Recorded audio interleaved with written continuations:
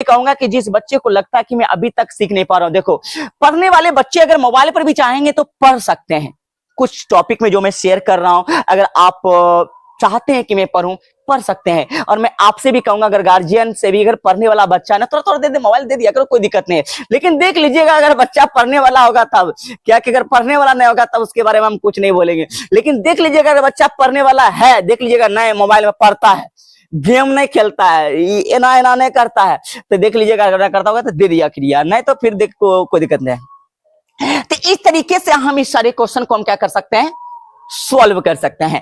अब नेक्स्ट क्या है, अब देखो बच्चे, इसी तरीके से मैंने एक बात और जबरदस्त किया था, लेकिन उस पर मैं टॉपिक से थोड़ा सा हट भी गया था, लेकिन ध्यान दिलाना चाहता हूं और मैं उस टॉपिक पर थोड़ा सा वापस लाना चाहता हूं। ध्यान से थोड़ा सा अपनी कंसिस्टेंसी को बनाए हुए रखना, फिर से मजा आने वाला है।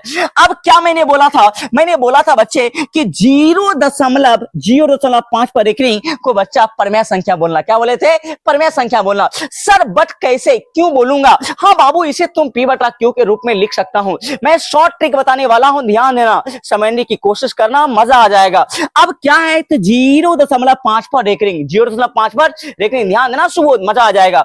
अब क्या करना भाई, कितने अंक पर रेकरिंग है, एक अंक, एक अंक 5 पर रेकरिंग है भाई। जितने अंक पर रेकरिंग हो ना, उतना 9 दे दो, उतना क्या करो, 9 दे दो।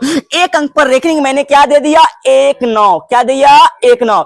अब किस अंक पर रेकरिंग है, 5 पर, ऊपर 5 लिख दो, यही इसका आंसर हो जाएगा। मजा आ गया ना, आया ना मजा। अब क्या आया कि 0.5 पर रेकरिंग था, तो 5 बटा क्या आ गया, 9 आ गया। आया कि नहीं आया? अब इसी तरीके से सर दूसरा क्वेश्चन पूछेगा तो मैं क्या करूंगा, हाँ बच्चा मैं दूसरा ही बताता हूं। अगर 0.7 पर रेकरिंग पूछेगा, 0.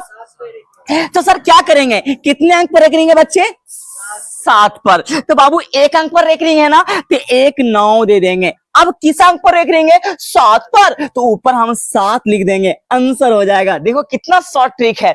इसको अगर तुम प्रोसेस में बनाओगे ना तो फिर डिफिकल्ट हो जाता है, थोड़ा सा बड़ा हो जाता है, लेकिन ऑब्जेक्टिव कई बार बिहार बोर्ड में पूछा गया है, इसलिए इसे माइंड में सेट कर लो। अच्छा सर, इसके ऊपर एक अंक पर अगर रेकरिंग है तो आप एव नीचा 9 दे दिए। अगर 2 अंक पर रेकरिंग रहेगा तब क्या करेंगे बाबू रे, 2 9 दे देना, 2 9।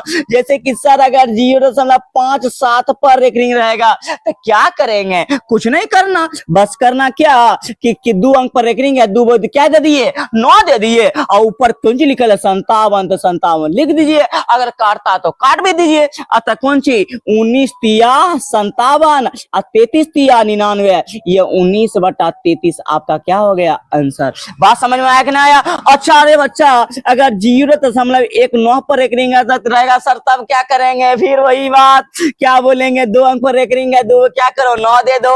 उसके बाद किस पर रेकरिंग है, किस पर, 19 पर, ऊपर 19 लिख दो। देखो बच्चों, मैं बार बार ये बात कहूंगा, ये क्वेश्चन एक बार नहीं, बिहार बोर्ड में कई बार पूछा गया क्वेश्चन है। और कहता हूं कि तुम पढ़ रहे हो ध्यान से, तुम भी पढ़ो, ध्यान से सुनो। और एक बात मैं और भी